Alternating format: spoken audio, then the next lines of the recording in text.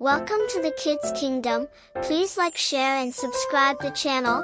Press the bell icon. In the heart of a dense jungle, lived a mischievous monkey named Milo and his closest friend, Marvin the Mouse. They were an odd pair, yet their bond was strong, forged over countless adventures and shared moments.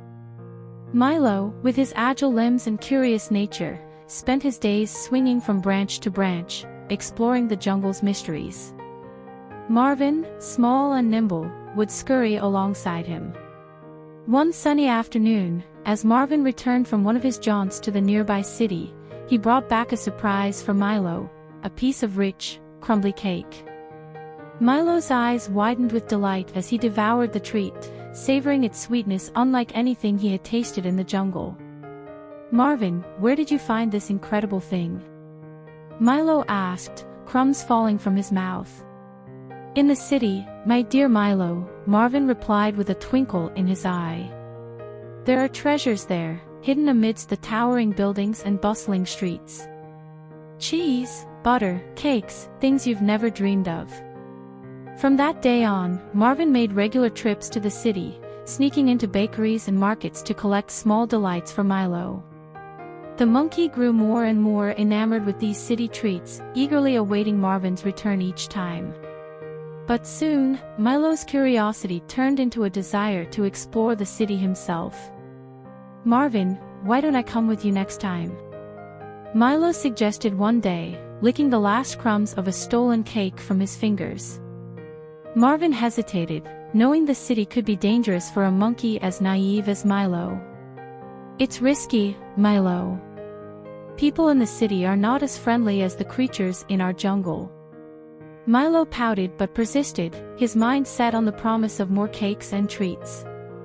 Eventually, Marvin relented, agreeing to accompany Milo on his first journey into the city. Under the cover of dusk, they ventured cautiously into the outskirts of the urban sprawl.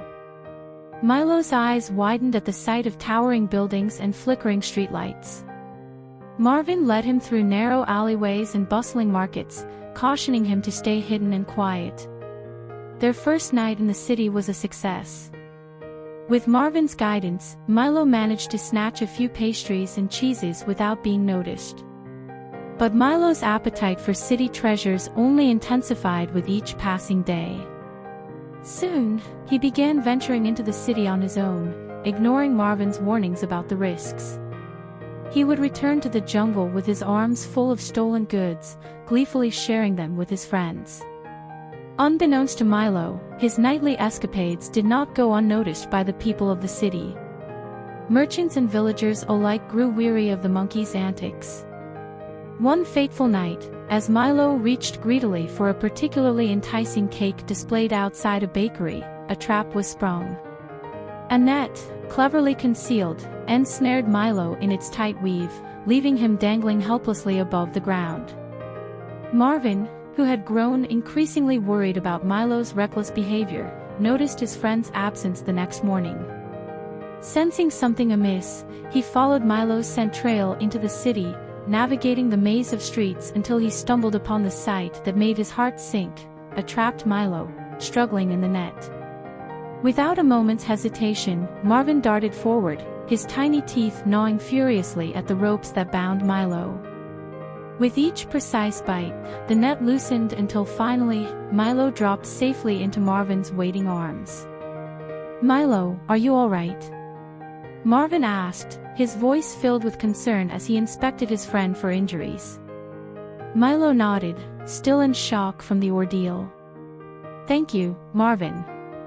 I don't know what I would have done without you." "I'm sorry, Marvin," Milo said quietly, hanging his head. "I let my greed get the best of me. From now on, I promise to be more careful." Marvin smiled softly, his heart warming at Milo's sincerity. "We all make mistakes, Milo.